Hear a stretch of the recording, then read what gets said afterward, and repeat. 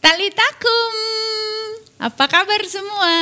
Berjumpa lagi kita di Talitakum Junior Bible Study. Nah anak-anak, kita udah baca dari pasal-pasal sebelumnya. Terakhir kita baca tentang Yakub ya, si tukang tipu ini. Mau tahu apa yang terjadi selanjutnya pada Yakub, si tukang tipu? Dia kan akhirnya berhasil lari dari pamannya.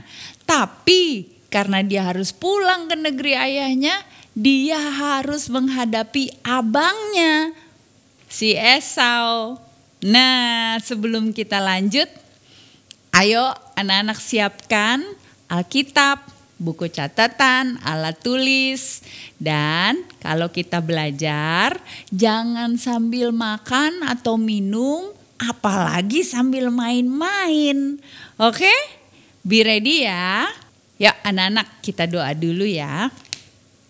Tuhan Yesus, terima kasih untuk kali ini kami masih bisa belajar untuk mengenal Engkau melalui Alkitab kami.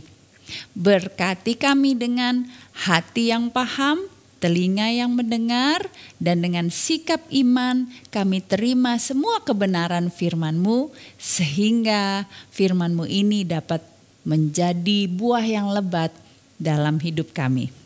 Terima kasih Tuhan Yesus, dalam nama-Mu kami berdoa. Haleluya. Amin.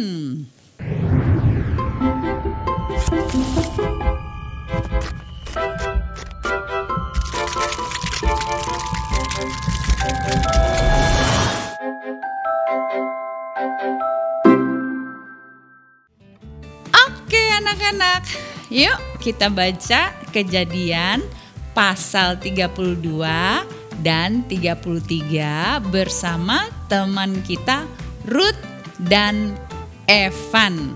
Silakan Ruth dan Evan. Shalom teman-teman, Talitakum. Kejadian 32. Yakub takut bertemu dengan Esau. Yakub melanjutkan perjalanannya, lalu bertemulah malaikat-malaikat Allah dengan dia. Ketika Yakub melihat mereka, berkatalah ia, "Ini bala tentara Allah." Sebab itu dinamainyalah tempat itu Mahanaim. Sesudah itu Yakub menyuruh utusannya berjalan lebih dahulu mendapatkan Esau kakaknya ke tanah Seir, daerah Edom. Ia memerintahkan kepada mereka, "Beginilah kamu katakan kepada tuanku, kepada Esau, beginilah kata hambamu Yakub. Aku telah tinggal pada Laban sebagai orang asing dan diam di situ selama ini. Aku telah mempunyai lembu sapi, keledai dan kambing domba, budak laki-laki dan perempuan. Dan aku menyuruh memberitahukan hal ini kepada tuanku, supaya aku mendapat kasihmu." Kemudian pulanglah para utusan itu kepada Yakub dan berkata, "Kami telah sampai kepada kakakmu, kepada Esau, dan ia pun sedang di jalan menemui engkau, diiringi oleh 400 orang. Lalu sangat takutlah Yakub dan merasa sesak hati. Maka dibaginyalah orang-orangnya yang bersama-sama dengan dia, kambing dombanya, lembu sapi dan untanya menjadi 2 pasukan. Sebab pikirnya, jika Esau datang menyerang pasukan yang satu sehingga terpukul kalah, maka pasukan yang tinggal akan terluput. Kemudian berkatalah Yakub, "Ya Allah nenekku Abraham dan Allah ayahku Ishak, ya Tuhan yang telah berfirman kepadaku, pulanglah ke negerimu serta kepada sanak saudaramu dan aku akan berbuat baik kepadamu. Sekali-kali aku tidak layak untuk menerima segala kasih dan kesetiaan yang engkau tunjukkan kepada hambamu ini. Sebab aku membawa hanya tongkatku ini. Waktu aku menyeberangi sungai Yordan ini, tetapi sekarang telah menjadi 2 pasukan. Lepaskanlah kiranya aku dari tangan kakakku, dari tangan Esau, sebab aku takut kepadanya. Jangan-jangan ia datang membunuh aku, juga ibu-ibu dengan anak-anaknya. Bukankah engkau telah berfirman, tentu aku akan berbuat baik kepadamu dan menjadikan keturunanmu sebagai pasir di laut, yang karena banyaknya tidak dapat dihitung." Lalu bermalamlah ia di sana pada malam itu. Kemudian diambilnyalah dari apa yang ada padanya suatu persembahan untuk Esau kakaknya, yaitu 200 kambing betina dan 20 kambing jantan, 200 domba betina dan 20 domba jantan, 30 unta yang sedang menyusui beserta anak-anaknya, 40 lembu betina dan 10 lembu jantan, 20 keledai betina dan 10 keledai jantan, Diserahkannyalah semuanya itu kepada budak-budaknya untuk dijaga, tiap-tiap kumpulan tersendiri. Dan ia berkata kepada mereka, "Berjalanlah kamu lebih dahulu dan jagalah supaya ada jarak antara kumpulan yang satu dengan kumpulan yang lain. Diperintahkannyalah kepada yang paling di muka. Apabila Esau kakakku bertemu dengan engkau dan bertanya kepadamu, siapakah tuanmu dan kemanakah engkau pergi? Dan milik siapakah ternak yang di depanmu itu? Jawablah, milik hambamu Yakub. Inilah persembahan yang dikirim kepada tuanku Esau, dan Yakub sendiri pun ada di belakang kami." Begitulah diperintahkannya baik kepada yang kedua maupun kepada yang ketiga dan kepada sekalian orang yang berjalan mengiring kumpulan hewan itu. Katanya, "Seperti perkataanku tadilah kamu katakan kepada Esau, apabila kamu berjumpa dengan dia, dan kamu harus mengatakan juga hambamu Yakub sendiri ada di belakang kami." Sebab pikir Yakub, "Baiklah, aku mendamaikan hatinya dengan persembahan yang diantarkan lebih dahulu. Kemudian barulah aku akan melihat mukanya. Mungkin ia akan menerima aku dengan baik." Jadi persembahan itu diantarkan lebih dahulu, tetapi ia sendiri bermalam pada malam itu di tempat perkemahannya. Pergumulan Yakub dengan Allah. Pada malam itu Yakub bangun dengan ia membawa kedua istrinya, kedua budaknya perempuan dan ke-11 anaknya, dan menyeberang di tempat penyeberangan sungai Yabok. Sesudah ia menyeberangkan mereka, ia menyeberangkan juga segala miliknya. Lalu tinggallah Yakub seorang diri, dan seorang laki-laki bergulat dengan dia sampai fajar menyingsing. Ketika orang itu melihat bahwa ia tidak dapat mengalahkannya, ia memukul sendi pangkal paha Yakub, sehingga sendi pangkal paha itu terpelecok. Ketika ia bergulat dengan orang itu, lalu kata orang itu, "Biarkanlah aku pergi, karena fajar telah menyingsing." Saut Yakub, "Aku tidak akan membiarkan engkau pergi jika engkau tidak memberkati aku." Bertanyalah orang itu kepadanya, "Siapakah namamu?" Sahutnya, "Yakub." Lalu kata orang itu, "Namamu tidak akan disebutkan lagi Yakub, tetapi Israel, sebab engkau telah bergumul melawan Allah dan manusia, dan engkau menang." Bertanyalah Yakub, "Katakanlah juga namamu." Tetapi sautnya, "Mengapa engkau menanyakan namaku?" Lalu diberkatinyalah Yakub di situ. Yakub menamai tempat itu Peniel, sebab katanya, "Aku telah melihat Allah berhadapan muka, tetapi nyawaku tertolong." Lalu tampaklah kepadanya matahari terbit ketika ia telah melewati Peniel, dan Yakub pincang karena pangkal pahanya. Itulah sebabnya sampai sekarang orang Israel tidak memakan daging yang menutupi sendi pangkal paha, karena dia telah memukul sendi pangkal paha Yakub pada otot pangkal pahanya. Amin. Talitakum. Salam teman-teman, Talitakum. Kejadian 33. Yakub berbaik kembali dengan Esau. Yakub pun melayangkan pandangnya. Lalu dilihatnyalah Esau datang dengan diiringi oleh 400 orang. Maka diserahkannyalah sebagian dari anak-anak itu kepada Lea, dan sebagian kepada Rahel serta kepada kedua budak perempuan itu.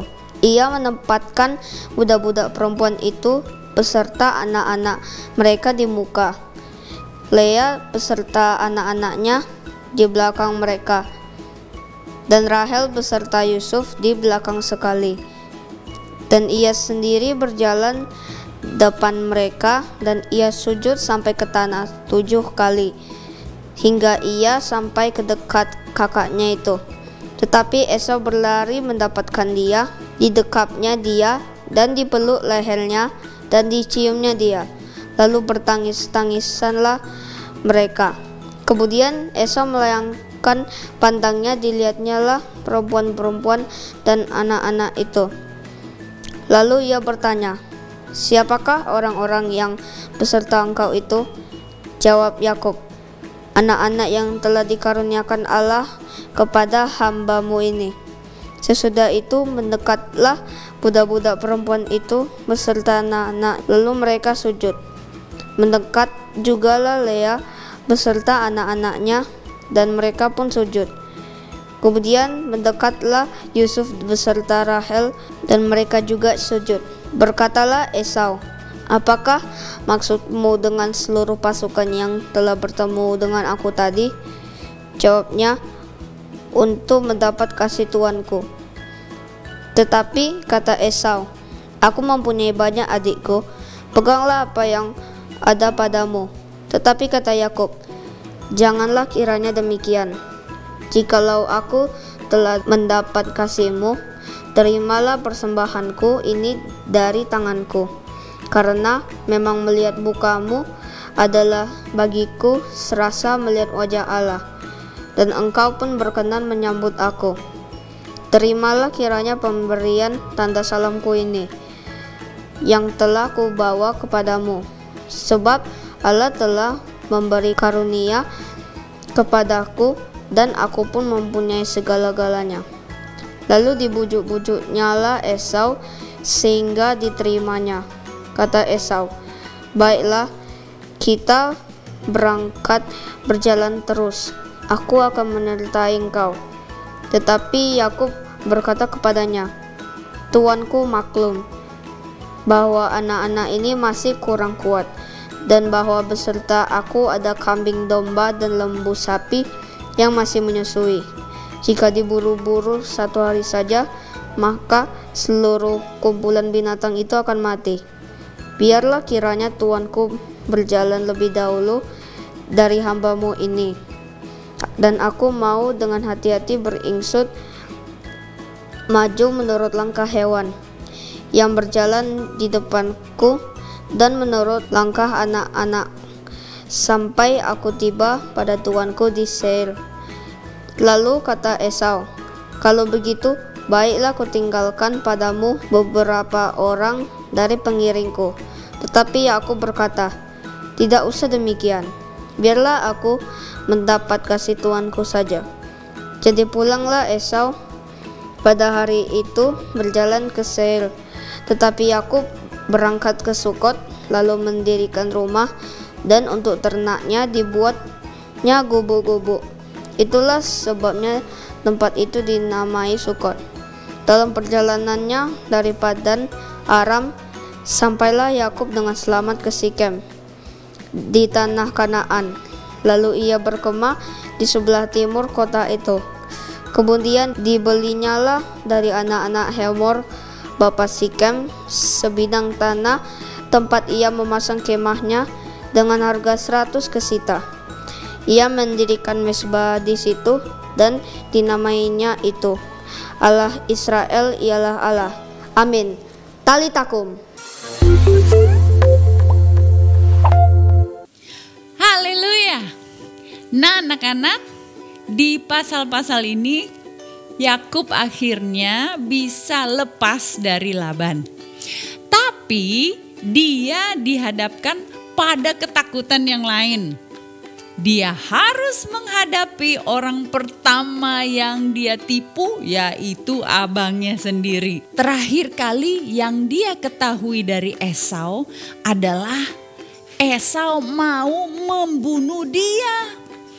Jadi anak-anak bisa bayangin ya, bagaimana Yakub itu ketakutan. Iya dong, kita kan tahu si Esau itu gagah, dia seorang pemburu, dia badannya kekar, berbulu. Sedangkan Yakub kan si anak mama yang dulu sukanya di rumah dan suka masak, kulitnya licin. Tapi Yakub itu licik. Nah, Yakub berdoa supaya Tuhan melindungi dia, dan Yakub kemudian mulai nih menyusun strategi bagaimana supaya dia menghadapi abangnya Esau. Dia mengatur barisan orang-orangnya dengan membawa hadiah-hadiah yang banyak bagi abangnya itu. Berderet-deret sampai panjang barisannya di depan duluan sebelum Yakub. Lalu paling belakang dia atur istri dan anak-anaknya. Nah, ketika malam sebelumnya Yakub berkemah, dia lagi sendirian di satu tempat. Tiba-tiba muncullah sosok yang bergulat dengan Yakub sampai pagi. Wah, si Yakub ini ulet dan gigih juga ya. Bergulat, bergumul sampai pagi. Nah, Yakub ini sudah sepanjang hidupnya bergulat terus. Dengan apa? Dengan tipu menipu dan mengakali orang. Tapi kali ini Yakub tahu bahwa orang yang datang kepadanya itu adalah Tuhan sendiri. Karena itu ia bergulat sekali lagi, tapi bukan untuk menipu atau mengalahkan lawan. Dia bergulat untuk berusaha untuk tidak melepaskan Tuhan. Apa yang Yakub gumulkan dan tidak mau ia lepaskan? Di Kejadian 32 ayat 26 berkata, "Lalu kata orang itu, biarkanlah aku pergi karena fajar telah menyingsing." Sahut Yakub, "Aku tidak akan membiarkan engkau pergi jika engkau tidak memberkati aku."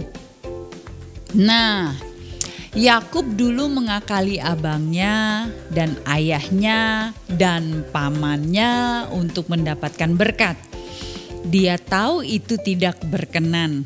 Karena itu Yakub ngotot untuk minta berkat yang sejati, yang datangnya dari sumber berkat itu sendiri.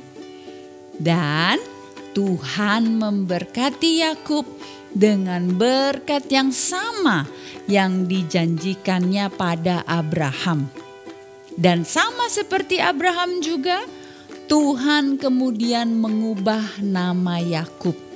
Di ayat 28 ditulis, "Namamu tidak akan disebut lagi Yakub, tetapi Israel, sebab engkau telah bergumul melawan Allah dan manusia dan engkau menang."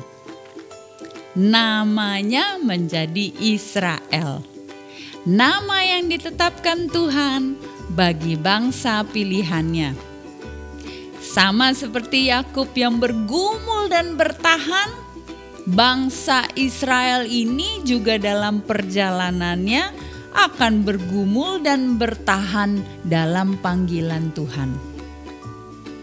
Nah, lalu sekarang Yakub harus menghadapi Esau. Semua yang dia rencanakan, hadiah-hadiah yang dibariskan, tidak berarti apa-apa bagi Esau. Karena Tuhan yang sudah menjawab doa Yakub. Tuhanlah yang mengubah hati Esau menjadi lembut. Dan ketika Esau melihat Yakub, dipeluknya adiknya itu dan mereka bertangis-tangisan. Esau menolak pemberian-pemberian Yakub karena bukan pemberian itu yang berharga baginya, tapi adiknya yang kembali ke negeri asalnya. Anak-anak, melalui pelajaran ini kita mau mengerti kembali bahwa ketika Tuhan sudah berjanji, maka Tuhan akan menepati janjinya. Tuhan selalu berjanji pada kita perlindungan, penyertaan, kelimpahan, dan keselamatan. Ia sudah terlebih dahulu merencanakan dan mengatur semuanya bagi kita. Seperti Yakub dan Rahel sering mau mengakali, menipu dan merencanakan supaya janji Tuhan bisa terjadi dalam hidup mereka. Tapi kita juga mau lihat bahwa kadang kita juga mau merencanakan, mengatur dan mengakali hidup kita supaya janji Tuhan digenapi dalam hidup kita. Nah, seperti juga Yakub yang mengirimkan hadiah-hadiah bagi Esau supaya melembutkan hati Esau dan memenangkan hati Esau, kita mengira kita memberikan hadiah pada Tuhan melalui perbuatan-perbuatan baik, membawa persembahan, dan lain-lain. Padahal Tuhan tidak butuh itu semua. Seperti Esau yang menghargai adiknya kembali pulang, Tuhan bersuka dan menghargai kita yang selalu datang padanya. Ia tidak butuh hadiah kita. Ia memberkati dan melindungi kita supaya rencananya dapat digenapi melalui hidup kita sekarang. Nah, kita baca yuk dari Roma 5 ayat 8. Ayat ini berkata, "Akan tetapi Allah menunjukkan kasih-Nya kepada kita oleh karena Kristus telah mati untuk kita ketika kita masih berdosa." Anak-anak, ketahuilah bahwa sekacau apapun hidup si Yakub ini yang tukang tipu, Tuhan sudah merencanakan keselamatan. Dia sudah tahu bahwa nanti melalui garis keturunan Yakub akan lahir juru selamat bagi seluruh dunia. Karena itu, waktu Yakub pun masih hidup dalam kekacauan, Tuhan tetap menjalankan rencananya karena Dia mengasihi anak-anaknya. Anak-anak, apapun keadaan hidup kita, sekacau apapun kita, senakal apapun kata papa mama kita ini, ketahuilah ayat tadi berkata bahwa Tuhan mengasihi kita dan Kristus telah mati bagi kita. Karena itu, seperti Yakub yang tidak mau melepaskan Tuhan, kita juga tidak mau melepaskan Tuhan dari hidup kita. Dia juga setia dan akan selalu memegang dan tidak mau melepaskan kita dari Dia. Nah, anak-anak, ayo kita berdoa sekarang ya. Papa, mama, dan mentor, kalau ada pertanyaan atau usulan atau lainnya, silakan chat ke nomor Talitakum Junior ini ya. Mami Maya dan kakak-kakak Talitakum Junior akan mencoba menjawab dengan baik. Yuk, kita berdoa. Katakan bersama-sama Mami Maya. Tuhan Yesus, terima kasih Engkau sudah terlebih dahulu mengasihi kami. Bawa kami terus dalam rencana-Mu.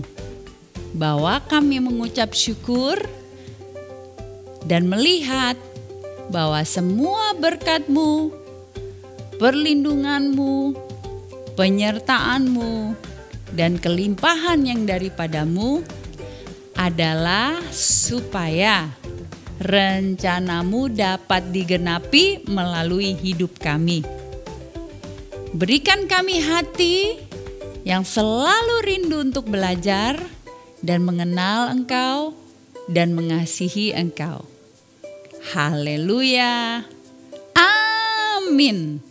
Anak-anak, tetap terus baca firman Tuhan, tetap beribadah, tetap terus berdoa, dan tetap terus percaya bahwa Yesus adalah Tuhan.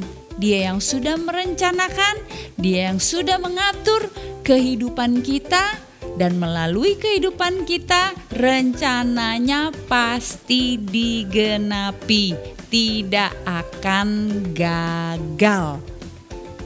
Haleluya. Puji Tuhan, sampai berjumpa di pelajaran selanjutnya. Talitakum.